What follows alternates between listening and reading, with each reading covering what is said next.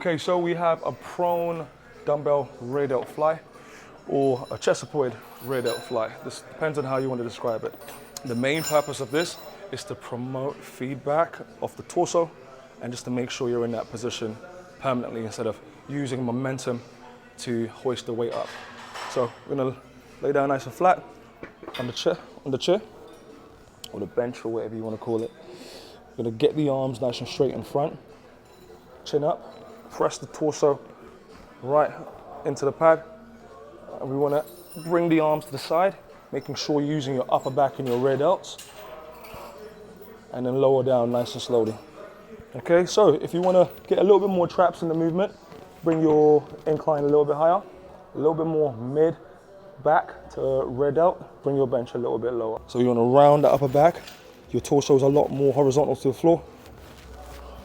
Then now you can feel that rear delt. We see this movement butchered in many ways, one of which is swinging the weight and not controlling the negatives. Okay, so using momentum. Remember, the back is a muscle that you want to open and close with control. So being in a position where you can control that motion, even in the negative, is going to be beneficial to you. So I'll give you a demonstration of that. Please humble yourself when you're doing this movement. Don't just think about the weight, guys, okay? Another way of butchering this movement is to mistake the movement for a row in opposed to a fly.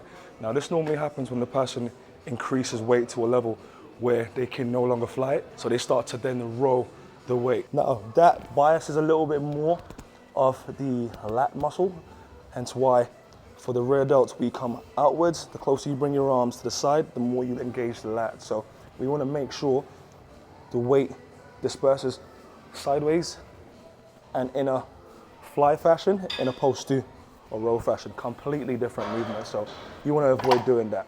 Right, and that is the chest supported dumbbell prone fly.